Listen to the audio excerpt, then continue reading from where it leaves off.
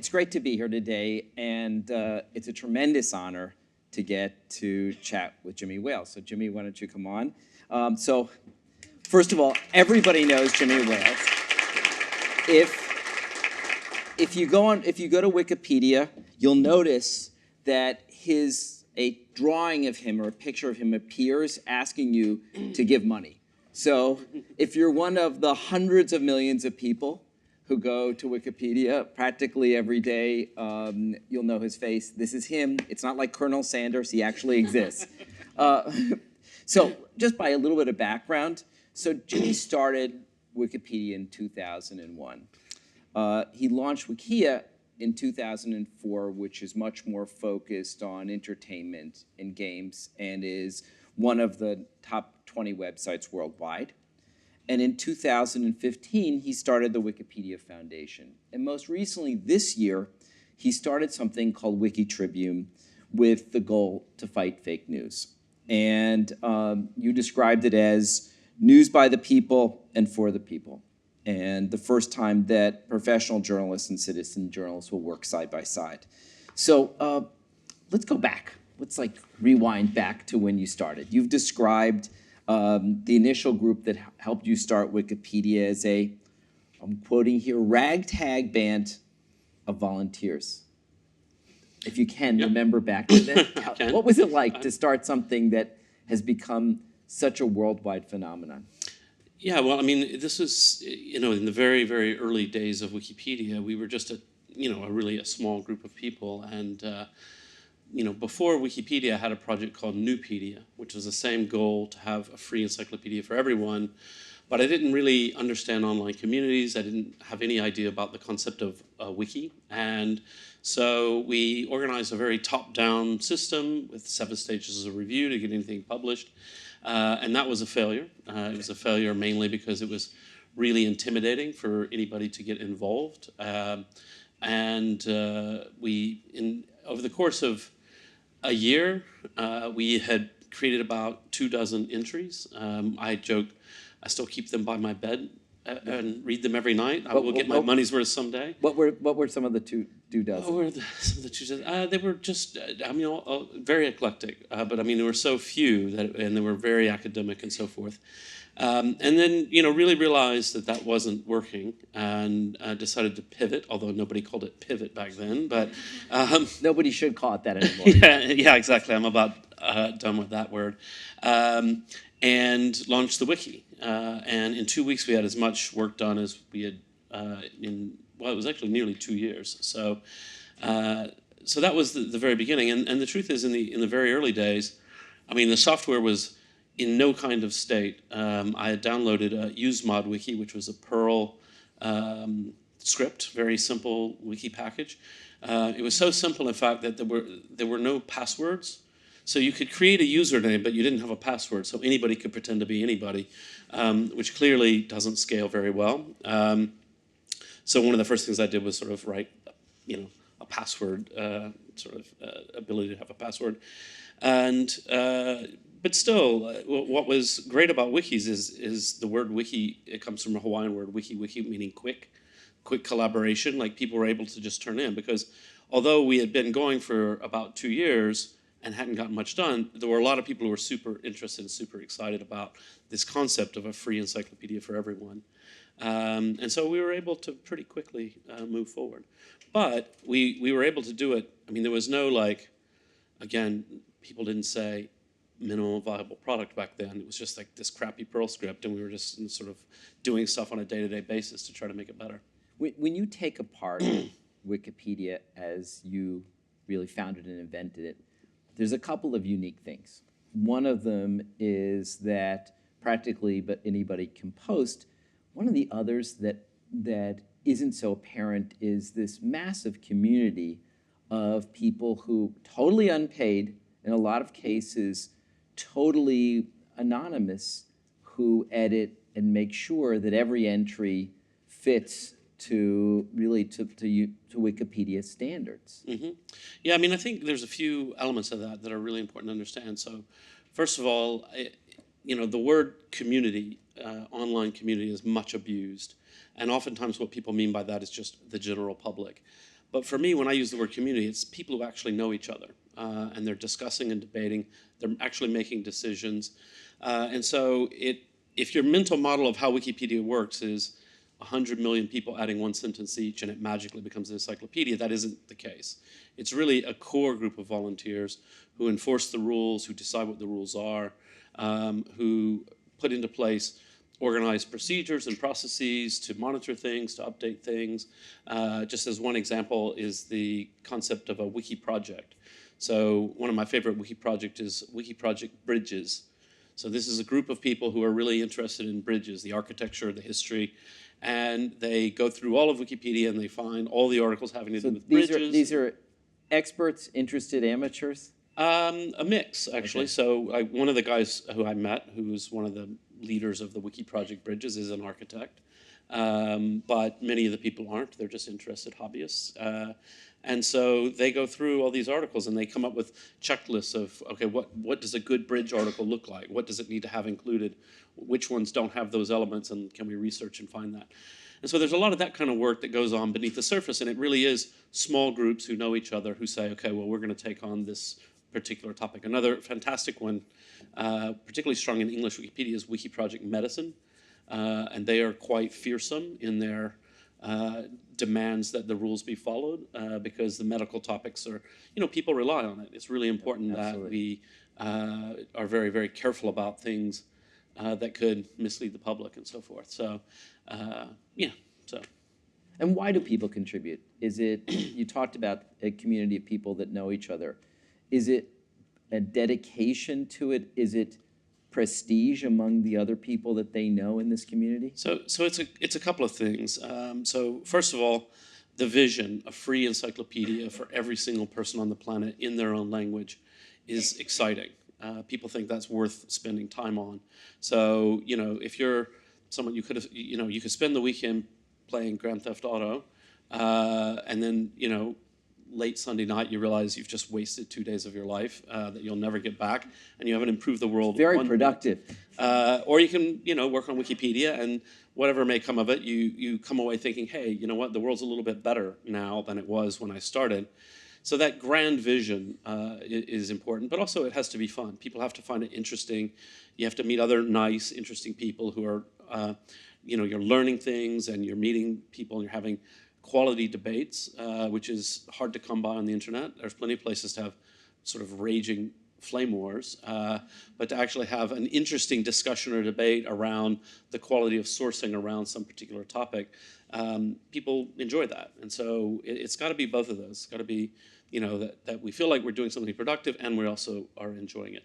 And so, yeah, it does have something to do with not prestige. So if you want to become a well-known famous person on the internet, I would recommend being a blogger or something like that. Spend your time on social media.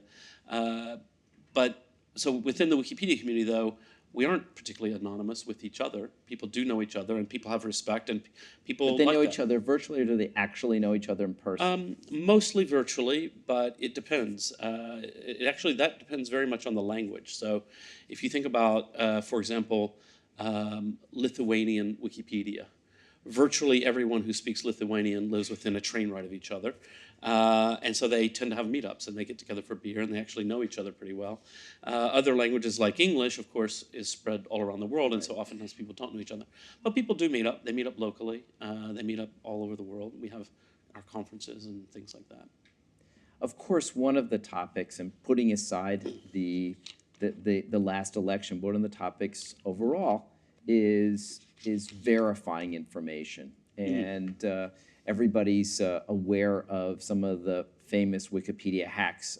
So, for example, I used to run MTV Networks, and one of our companies was Nickelodeon, and there was the Wikipedia page for both Eminem and SpongeBob said that Eminem was the voice of SpongeBob. Now, I can assure you that was not the case. Or Stephen Colbert from Comedy Central convinced his audience to change Wikipedia to say that elephants were not endangered.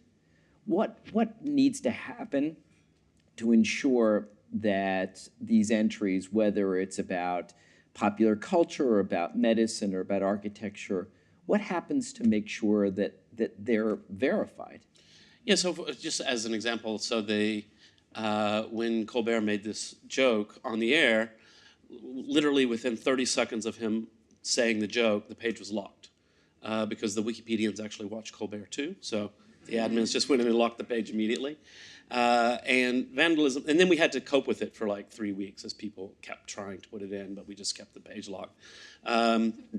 I didn't have time. You mentioned the Eminem one. I had not heard that one.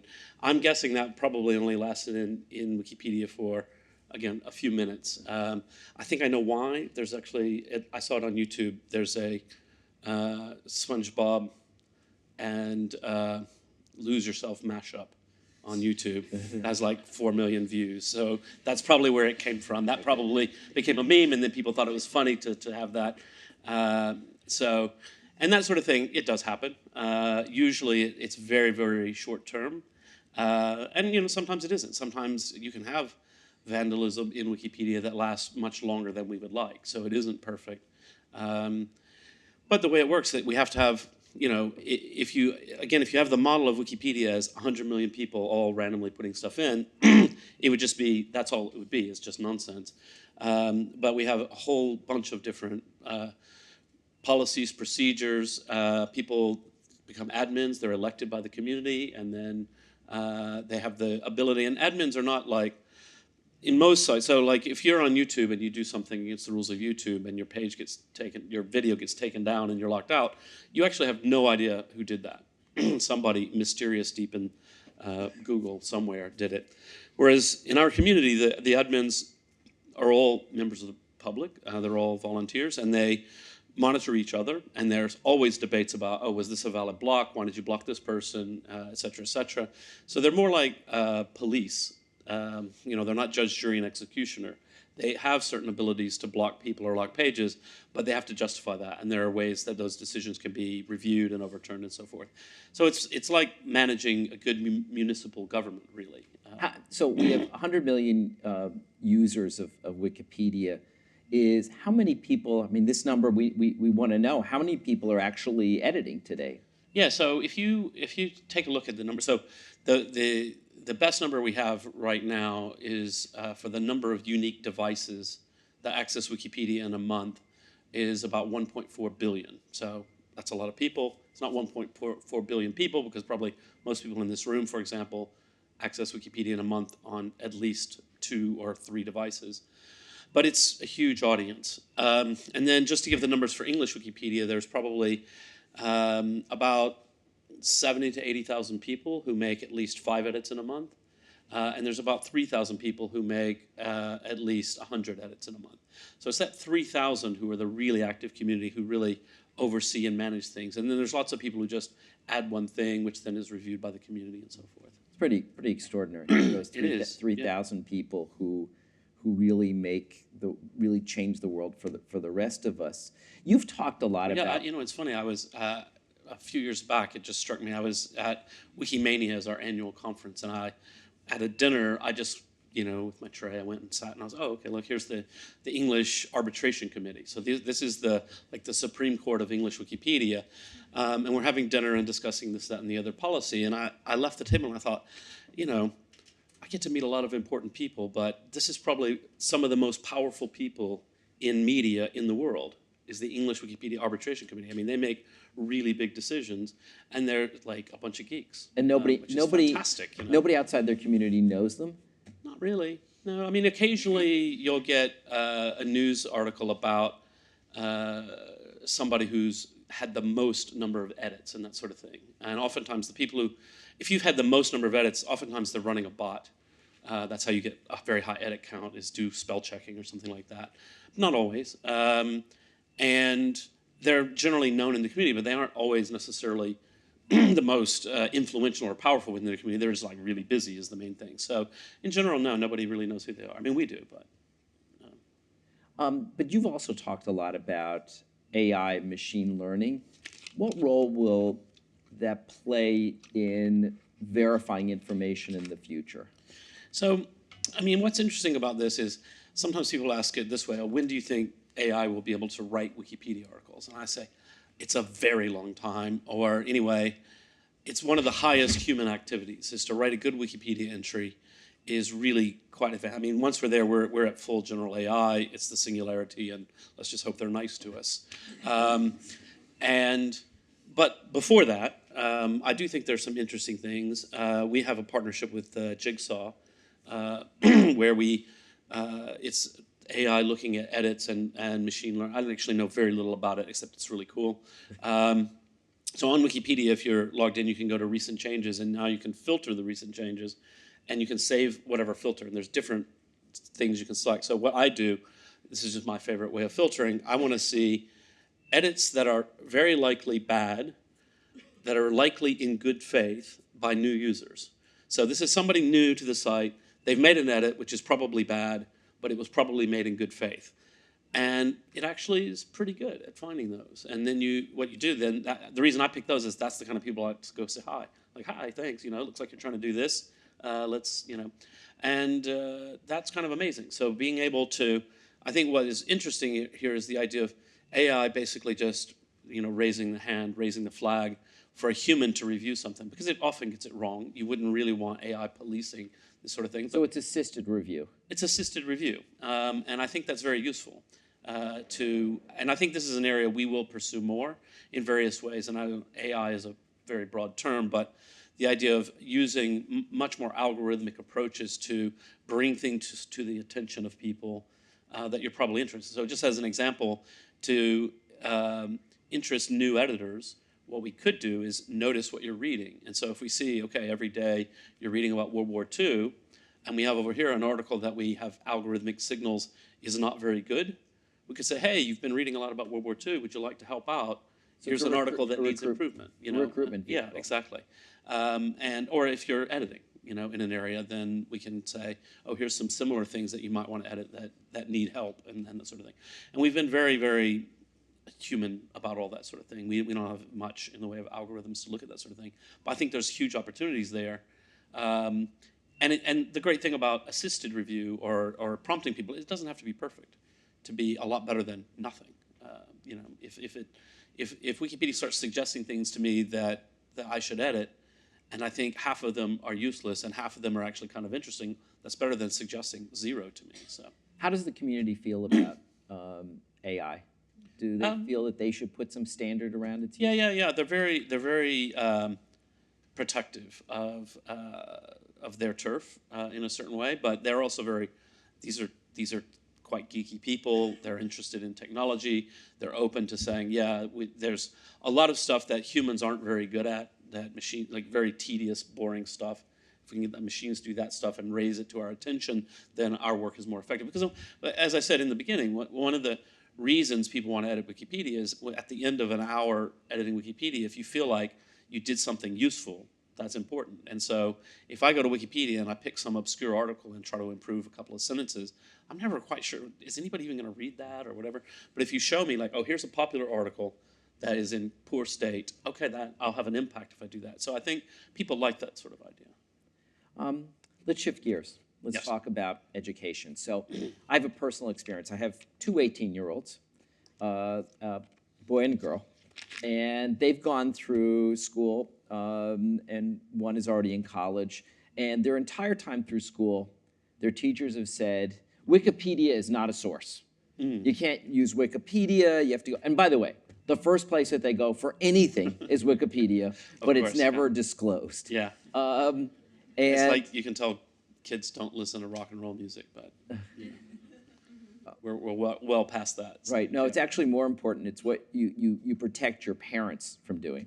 It's your responsibility. So, but coming back to what is it that Wikipedia and other organizations that are around information, what's their responsibility? What's the opportunity? So for us, I mean, we feel a very heavy burden. If we think about, 18-year-olds, right? So Wikipedia is now 16 years old. So from the time they were learning to read, Wikipedia existed, and certainly in the last 5 years, 5 to 10 years, when they were old enough to start doing homework and looking online or following their own intellectual interests, whatever that might be, they go to Wikipedia. And so it's just part of the infrastructure of the world as far as they're concerned, which means we have a responsibility to make it as good as we possibly can. and when I say we, I include everyone in this room. I mean, it's a public resource, but it's important to know we don't consider it to be a goal for Wikipedia that we be citable source for 18 years old entering college any more than when I was at university. If I cited Britannica, that would have been considered ludicrous. That's something, an encyclopedia, that's not the role it should play in the research process. An encyclopedia is the starting point, not the ending point. Particularly at the college level, it's like, hey, if all you're going to do is read Wikipedia and write a paper, I mean, come on, this is ridiculous. Read Wikipedia to get oriented, but then go to the original sources and start doing more interesting intellectual work. Now, of course, if a 13-year-old writes something and adds a footnote and cites Wikipedia, I'm like, hey, progress. At least they've written something and they put in a footnote. That's okay at a certain age. But later on, I don't think that it's not something we aspire to. But do you think Wikipedia or other organizations with Wikipedia have more of a role in education? I mean, education's a huge challenge. For sure. And not every kid in this country is going to get to go to college. Mm-hmm. What can Wikipedia and other organizations do to solve our education problem? Well, I mean, I think one of the things that's going on, if you look at the trends in formal education, so what percentage of people are going to college, that moves around a very little bit, but it's pretty stable, and nothing dramatic is happening there. A few more people are going to college, a few less in certain places and certain things, but in general, that's a pretty well understood area. But what is completely changed in the last 10, 15 years is the amount of informal learning that people do. That, if you hear... Self-directed, even just ordinary things. So if you hear, I don't know, blah, blah, blah, there's something going on called Bitcoin, I don't really know what that is. If it was 25 years ago, you would go, I don't know, I read this article in the paper, I don't really get it. Now people dig deep, and we see this in our traffic. People can dig deep. All the information's there. And that's really important. And it doesn't result in more degrees and so forth, but people can learn about anything they want to learn about very easily. And that is a huge impact on education. I do think there's a lot to think about. So for us, one of the biggest things that we are interested in is the growth of Wikipedia in the languages of the developing world. Because, of course, there are places in the world where people have very limited access to information. So the way I think about this is, if you're an English speaker, one of the things Wikipedia is the solution to is just narrowing down a place to go to find basic information. So if I type Queen Victoria into Google, I'm going to get, I don't know, millions of pages. The number one is probably going to be Wikipedia. That's probably what I wanted. I just wanted to get the basic story of Queen Victoria, her life and times, it's all there. And this is because we have a glut of information. But if you're, if you're speaking an obscure language with only 1 million speakers in Africa, in your language, there's going to be, like, the role of Wikipedia is, hey, it's the only source I have for Queen Victoria. It's the only place I can go for that information. And not yet, in many cases. We're just really getting started in a lot of those languages. So there's a lot of work left to do, but it's interesting how that impact will be different. Because instead of saying, oh, we've got a glut of information, let's summarize it in an encyclopedia article, it's like, we have no information, so let's share it with people in this way. The nature of how people interact with the web is changing dramatically. And so everyone's aware of the voice interface, but the reality is the digital assistant, whether it's Alexa, Google Assist, or OK Google or Siri, these are one of the ways in which people will access information. How will Wikipedia adapt to those new interfaces? So it is very interesting. I mean, we are an important part of those interfaces already. If you ask Alexa a question, 99% of the time, she's just going to read Wikipedia to you or get a fact from Wikipedia. Obviously, Google relies a lot on Wikipedia for the knowledge graph. I don't actually use the Google Assistant because I have Alexa at home. I assume it's very similar, although I heard that if you ask Google a question, it says, according to Wikipedia, thank you, whereas Alexa just acts like she knows everything, even though she's just reading it out of Wikipedia. So there's that. I need to email Jeff Bezos about that.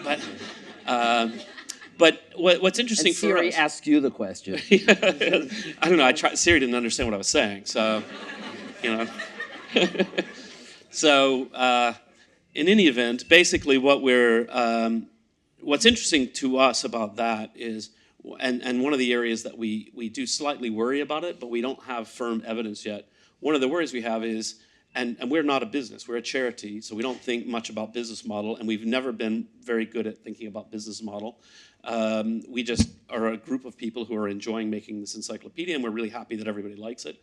But realistically, we do have to think about that. And so right now, the way Wikipedia gets money to survive is you come to the website and there's a little banner. Very rarely, but once a year, you see. Your photo does very well in terms of getting. Yeah, we haven't been using it in recent years. I'm very happy. We found this ugly yellow banner that no one on Madison Avenue would think would work, but it works beautifully. And actually, we are more and more, our fundraising is through the email campaign, because our donors are very loyal. And if you donate to Wikipedia, a year later you get a message from me, which I may or may not have actually written, that says, "Hey, it's been a year, time to cough up again," and it gets a really good response. And so that's the good news. What we worry about is, I call it the how old is Tom Cruise problem. So 5 years ago, 10 years ago, if you typed "how old is Tom Cruise" into Google, the first link was Wikipedia, and you go there and you find out how old was Tom Cruise. Now the first link is still Wikipedia, but up above that it tells you how old Tom Cruise is, because Google understands the world much better. Google read Wikipedia, for one thing. And so we think, okay, but does that mean we're not seeing that traffic? And does that mean we're not going to get the donations from people? So far, we don't have any evidence of that. And in fact, because the knowledge graph does link to Wikipedia, I mean, we see a lot of traffic from that. So it hasn't yet hurt us, but when we think then about a voice assistant, if people are just saying, who is Tom Cruise? And you get 3 sentences from Wikipedia, and people don't know it's you're from. concerned about attribution. Concerned about attribution, but even if there is attribution, are people going to donate? We don't know. So far, so good, but that is one thing. And our view is, again, the fundamental, the vision statement for Wikipedia is, imagine a world in which every single person on the planet is given free access to the sum of all human knowledge. That's what we're doing. And so in that front, and the community's view on this sort of thing is, it's fucking fantastic, like amazing. Wikipedia is part of the infrastructure of the world.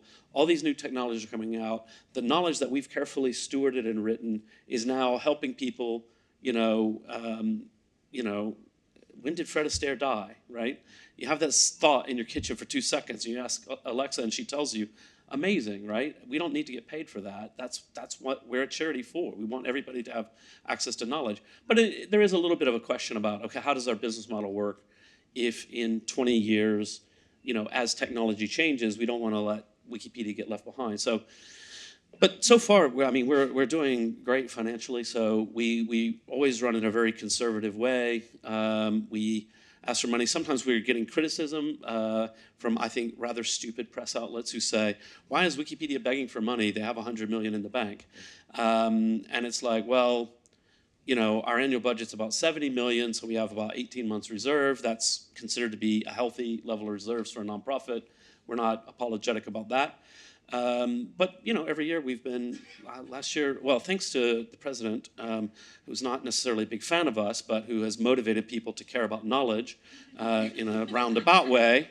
From the day after the election, we saw a massive increase in donations, which was very, heartwarming to see, because, and we'll get on to fake news in a bit when we're talking about WikiTribune, but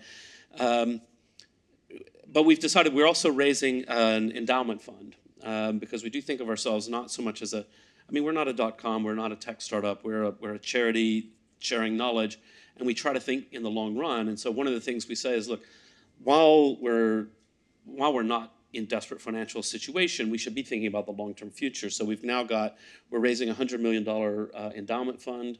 And I think we've got pledges for about 17 million so far.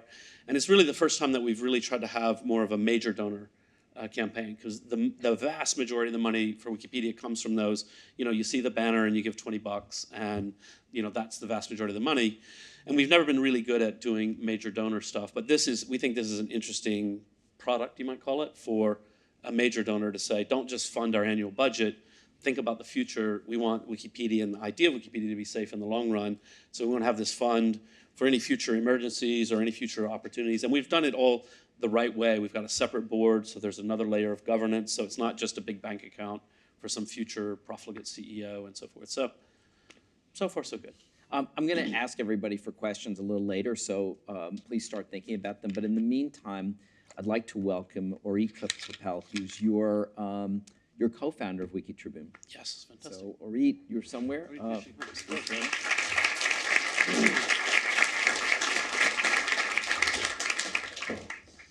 Hi. So, welcome. Thank you. So, what should we know about WikiTribune? Do you want to start? I have to let her start because I'm terrible about I could just sit here and talk. Well, how many of you have heard of WikiTribune?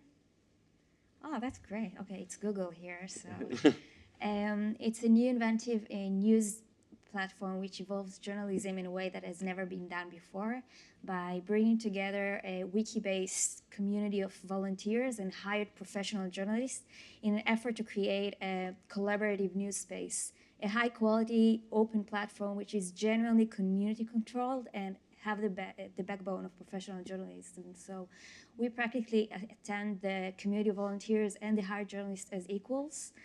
And it is a wiki-based platform, so everyone can edit every article on our website. So, but how do you ensure freedom of expression? And this isn't just journalists. These are individuals who are today posting to social media. First of all, what do we need to protect them from? Yeah. So how do we ensure expression? Yeah, one thing I wanted to explain, because there was a little error in the introduction. So okay. In 2015, I didn't set up the Wikipedia Foundation. The Wikimedia Foundation has been around for a long time. In 2015, I set up the Jimmy Wales Foundation for Freedom of Expression, which is a nonprofit based in the UK. When what we do is we fight mainly for social media users, so people who aren't covered. So Reporters Without Borders does a fantastic job of working to highlight cases of journalists being arrested, but a lot of times ordinary people who say something and get themselves arrested, a political speech, get a bit ignored. And so we try to campaign for those people and so forth. And Orit is the CEO of the Jimmy Wales Foundation. And that's a separate piece of work from WikiTribune, which is a new project. Jimmy Wales Foundation, what happened there, I went to Dubai to give a speech, as I do. And when I landed, they said, oh, congratulations. The leader of Dubai has decided to give you $500,000 as the Knowledge Award. And I was like, okay, fine, sounds all right. But then I went back to my room and I was like, I'm like super critical of Dubai on human rights issues, freedom of expression, and so forth. So I can't, in good conscience, take this money and buy a boat. And so that was when I said, okay, I'm going to take the money, which is from a bad source, in my opinion. I don't want to give it back to him so he can, hire more people to beat bloggers. Instead, I'll use it to fight for freedom of expression. And so that's when we started working together on that. And so that's been great fun. Okay, so then explain WikiTribune, please. All right, so WikiTribune. WikiTribune we just started this year. Orit gave the basic concept of it, a little of the history.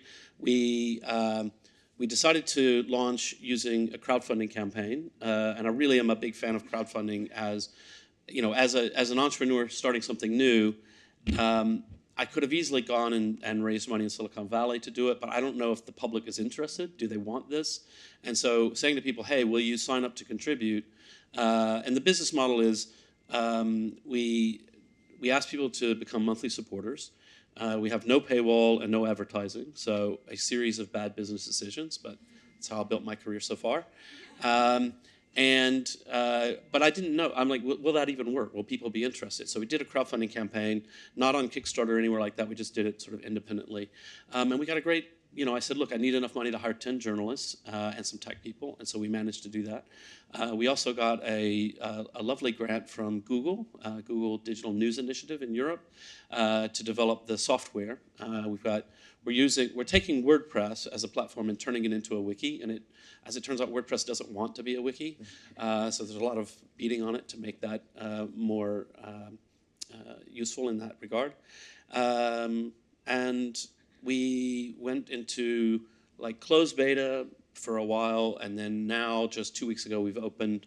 You can go and sign up, and you can start editing things. And we've got now 13 journalists hired. Some of them are part-time, but 10 full-time equivalents around the world, but mostly in London, which is where I live. And that's where we are today. And we're publishing stories, so go to WikiTribune and you can see it. So what is, just for this group to understand, what is the problem that WikiTribune solves versus what Wikipedia does today?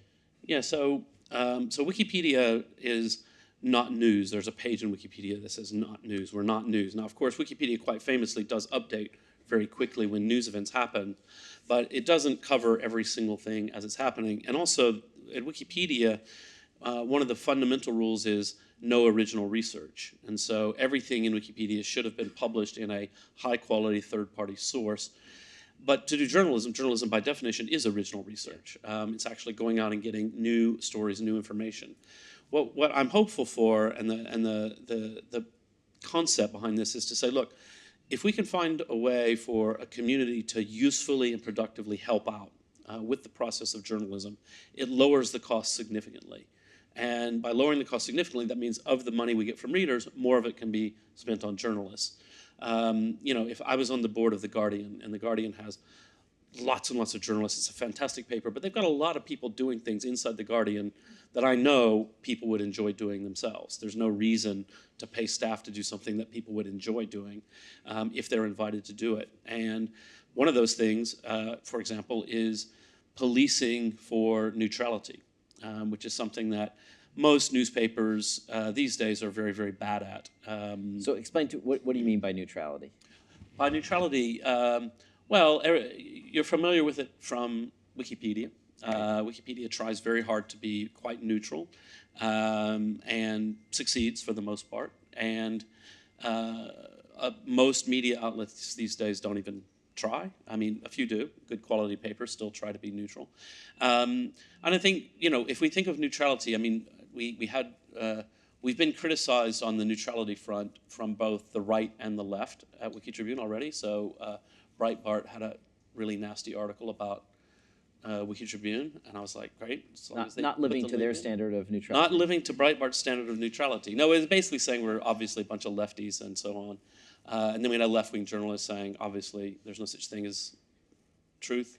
So I'm exaggerating, but basically, everybody. The simple way to understand it philosophically is everybody knows what bias looks like. If we mention Breitbart and neutrality in the same sentence, we all chuckle because we know they don't even try to be neutral. Same with the Daily Mail, for example. And frankly, the same with The Guardian. I love The Guardian, but they're not a neutral newspaper. They come from a particular liberal position. And the idea is to say, look, actually, you should try to just report the facts in a very neutral manner, and it's important to really try. Will you get there perfectly? Of course not every time. But one of the ways that you can get there is if you do have a healthy community who aren't just people screaming at each other, who are saying, yeah, actually, we've got some diversity in the community to make sure that, we're not just focusing on one side of the issue, we're actually taking into account the best arguments of the other side, et cetera, et cetera. So please get your questions ready. I have one more question for Jimmy and Orit, and then we'll open it up. So there are 3,000 people in the Wikipedia world who are probably the most important, and they're important for everybody. There's also and they're known to each other. There's also a set of people in the world who are maybe equally or more important, and those are the people who create the algorithm for Google. What should Google take away from what you've been able to accomplish and the way you see the world going forward in terms of information? Oh, I don't know. I mean, it's a really tough problem. I mean, so one of the things that I think, I don't know. I have no idea. That's a really tough question. I'll comment in somewhere near that.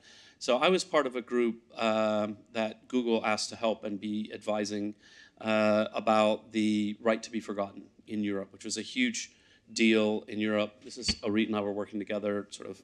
She was helping me write stuff for Google and so forth. And the issue there is that in Europe, the state of the law is really a disaster for freedom of expression. It's really not appropriate. And the problem is the law that has been applied by the courts is actually older than Google. The particular case that went through was a lawyer in Spain had some sort of a tax problem, and his house had been taken from him and had to be auctioned. And this was covered in the papers. It was actually an official notice from the courts that was in the papers. It's still published in that paper, but Google is not allowed to link to it on the grounds that it's out of date, irrelevant, etc. Now, to me, that's not irrelevant at all. If my lawyer has his house taken for tax reasons, that's probably important. Very relevant. No, but so there you have it. So it's really a bad thing. But there are other cases where you can be a little more sympathetic. Some revenge porn, things like that, where if Google is linking to it, it's problematic. Now, my belief is that any demand to take down content or a link to content should go through a judge. It shouldn't be the way it is now. Google is mandated to be judge, jury, and executioner on these things, and for publishers, there's not a really clear right of appeal, and Google shouldn't have that responsibility. Google, I think, takes it seriously to try to do the right thing, but it's just not public policy-wise, it's not the right answer. But one of the things I said to Eric Schmidt when we were going around doing this is we were doing hearings around Europe, hearing from all kinds of experts on all sides of the issue. I said, I wish we were doing these hearings 2 years ago, before it became a legal court issue, because I actually think this is a search quality issue, that for Google, you don't really want to be linking to revenge porn, and you really want to have a well-understood and well-developed editorial policy. And of course, Google traditionally has kind of been a little reluctant to say, we choose to link to things we think are quality. We're like the New York Times. We have a right of freedom of expression. Instead, Google has preferred to go, it's the algorithm. And I think that may have been, I'm not a lawyer, so I don't know, why that approach was taken.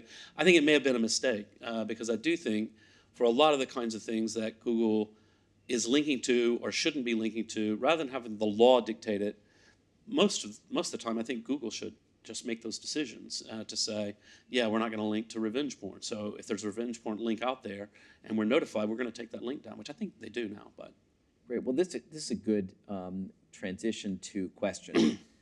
If your questions, there are 2 microphones on either side, and since we need this to go on video, questions. Does anybody have questions?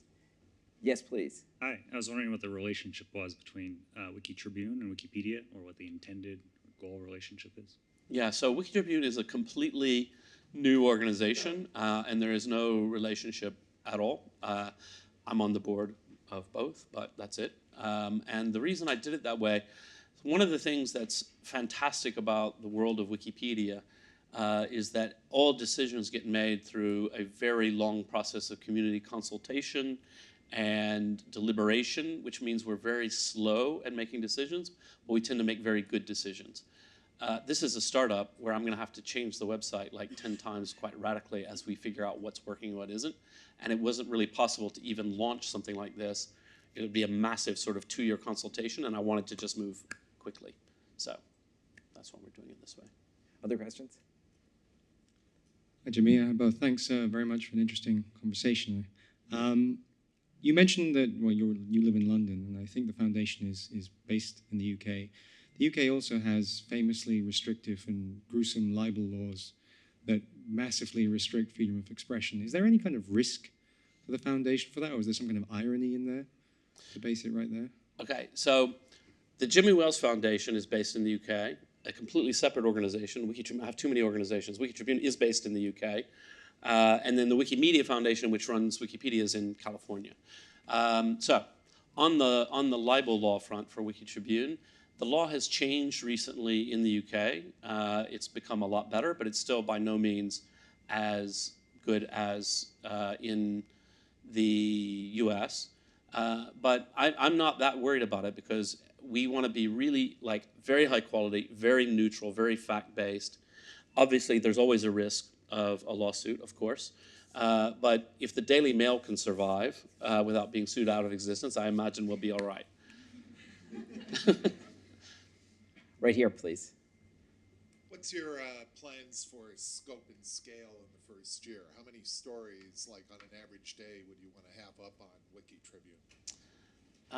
Don't really know. We want to have much as possible. as much as possible, but without compromising quality. So there are a lot of interesting open questions. So right now, because we've just launched, basically what we say is that the community and the staff are equals, but that doesn't mean that everybody is the editor-in-chief. And so we do have editors who approve things before they're published, and they treat the journalists and the staff as equal in that regard. So right now we're being a little bit slow about what we're putting out because we want it to be good quality. Part of that is I wouldn't do it this way if I weren't a well-known person already, but I know that a lot of people who, at the Daily Mail, for example, are just waiting for us to publish some error to just sort of take us down a notch. And we'd You're rather held to be a high super standard. careful. Held to a high standard from day one, whereas Wikipedia was not held to a high standard from day one because nobody knew what we were doing. Nobody cared. They were like, we're a tiny little group of people on an obscure corner of the internet. Eventually, though, I think we want to open it up to have stories published quite quickly, a lot of open-ended things. I'm happy to have short little stub articles that are just like quick updates rather than a fully composed piece. So, but to be determined, to be determined. So I'm going to take another one here. We have two more here, and I just want to make sure everyone gets their questions answered because we're going to run out of time. Hey, Jimmy. I used to do some work on the Wikipedia signpost, and I was wondering to what extent that may have influenced WikiTribune. The Wikipedia signpost, for those who don't know, is an on-Wikipedia sort of newspaper that's been around for at least a decade, probably a decade and a half. To some extent, yeah, because it's, I mean, obviously, I read the signpost, and it sort of goes into my thinking about what communities can do. And the signpost generally reports on internal goings-on at Wikipedia as well as things that would be of interest to the community outside and tries to be neutral and fair and so on. And I think it's quite good. But I can't say it directly inspired me, but obviously it's just a part of my world. Yeah? Here, please. Hi, so I'd like to go back on fact-checking on Wikipedia, if you could comment a bit more. What happens when somebody edits sort of obscure, difficult-to-check facts like, for example, you have census data for some small county in US, let's say, which is not easy to check, and maybe, does that trigger a signal, an email to the moderators, or do you have a minimum amount of edits that need to be done before that triggers an alert that perhaps somebody is making significant changes? You know, I'd specifically like to understand how you check numbers because I use that in my project. Yeah. So generally, there's not much algorithmic signaling of people. So editors have a watch list, and they can flag the things they're interested to watch, and then they're notified when something changes there. Normally, what we would say is we'll ask for the source, so then you have to link to the source, and then, you know, it may be hard to find the source, but once you've found the source and you link to it, it's quite easy for other people to go and evaluate it and say, oh, well, this is from the government of this area. It was published at this date. It seems like legit information and that sort of thing. It's quite old-fashioned, really. There's nothing. Sometimes these sources aren't online, though. So, like, I've seen census data from the 1800s. Yeah. So for sources that aren't online, we consider that to be valid. There's no rule. I actually sometimes get quoted. I find it incredibly annoying. I get quoted, and people love to make like these beautiful kind of placards with this quote saying, if it isn't in Google, it doesn't exist.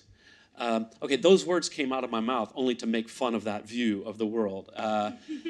And so I'm like, that's not really fair to quote me as saying that. So it's basically the,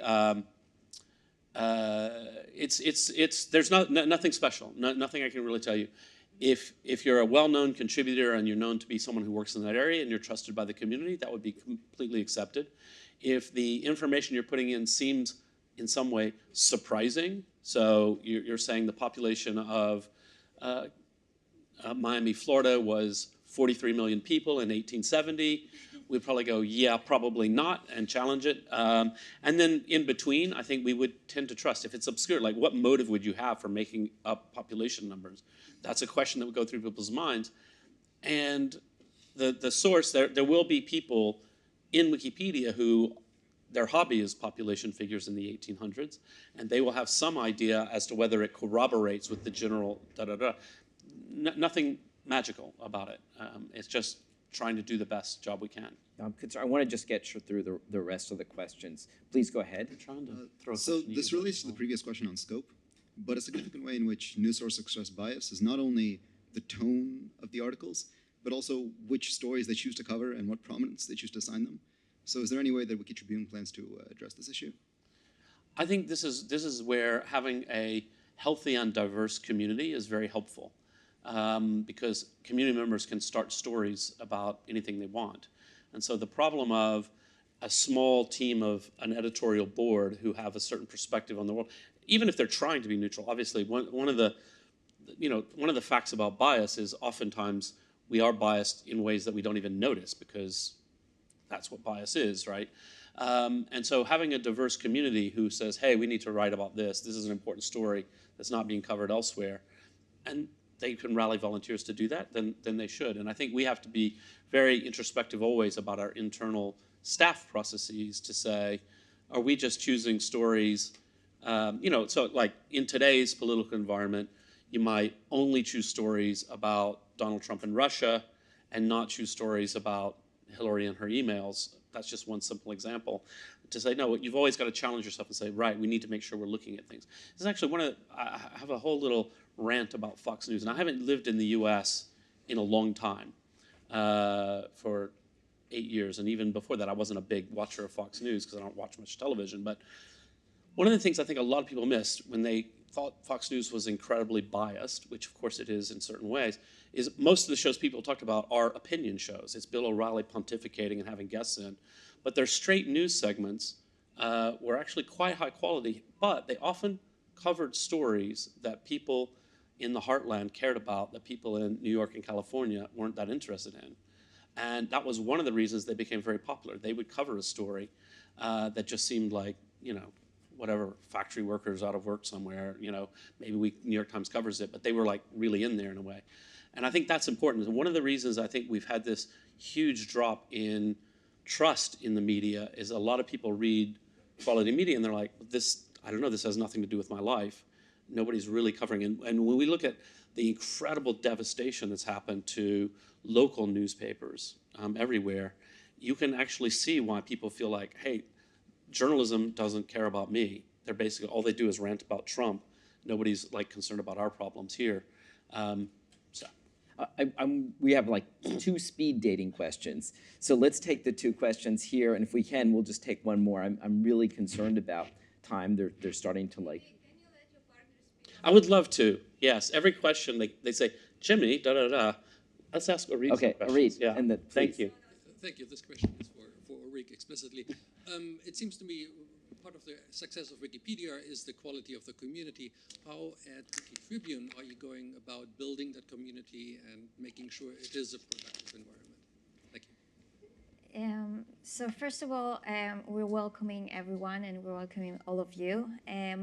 We're lucky to have Jimmy to have the experience of building an online community of contributors. So we are also aware of all the possible problems that might occur. We don't want to be UK-based or US-based or Euro, just West-centric. That's why we plan to launch in as many languages as possible, in as many regions as possible, to start dissolving, the all focus on you were talking about Trump and Hillary. There are so many more stories around the world happening. We have terror attacks in Egypt and so on that people do talk, but maybe not enough. Maybe a lot of corruptions in different, in Colombia or different countries that I don't think they get enough focus. That's why, personally, I have the background of human rights law, so. Personally, I'm very interested in having a very diverse community. From different background, from gender, gender-wise. I know that Wikipedia has some problem with not enough women editing the entries. So we are very aware of the problems that were or still exist in Wikipedia, and we're trying to avoid them or solve them before they happen.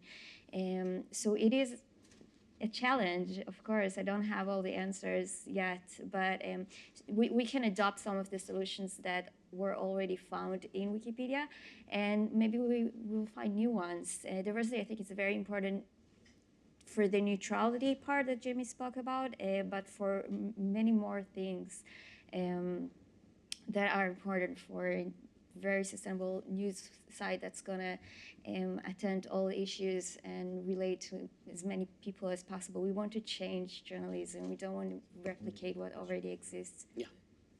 So we're gonna, I know I'm running over time. They're gonna like get the hook soon, but I wanna make sure we get out to answer questions. Amazing duck sweater. Please go ahead. So I guess bringing it back to a Wikipedia question, you've mentioned how important the community is, and you kind of just mentioned some of the maybe biases or differences about that. A specific question I had is, do you think that the community of contributors is going to be aging over time with Wikipedia, or are you seeing a lot of kind of newer, younger people come in? And I guess if you have any insight into other trends with any kind of diversity there. Yeah, in terms of Wikipedia, it's a concern, but it's not an overwhelming concern. So we do see, we've got a very large cohort of very active, very powerful users who've been around for a long time. But we also have new contributors who come in all the time. But we don't have good data on the aging. My feeling is that the Wikipedia community has been aging, sort of the average age has been going up about a quarter of a year every year or something like that. So we are aging, but it's not like we're not going up by 1 year per year. So there is that. And yeah. Final question, please. Yeah, so my question is just around fake news, and a large part of the fake news problem is that people are just consuming news in an echo chamber. So I'm just curious about how WikiTribune plans to tackle that, and any other thoughts you have around that. Yes. I think I just talked about that we're gonna attend more communities also going to local communities as well. We're searching for a lot of models to get as many diverse people and communities and backgrounds involved. Yeah, I think one of the key elements here, and one of the reasons we're launching with no ads, is like the advertising model drives a certain sameness to the stories that are covered. If you're chasing clicks, you need to have a headline about something that people are already excited about and know about. So you're going to get a lot more clicks. Our business model, what I need you to read to the bottom of a piece and say, wow, I didn't see that anywhere else. I understand the world better than I did before. This deserves to exist. I should chip in. I should pay for this. Versus if I were ad driven, I just need you to come and look. And that means it doesn't drive you in the direction of trying to wow people with like, oh wow, I didn't know about that, and how did I miss that? This is something new. So I think that's a part of the answer, is to set up the business model so that the organization's internal focus is on something different from what everybody else is doing. So this has been a great conversation. We could go on for a long time, and I'm sure the folks at Google really appreciate it. So thank you both. Yeah.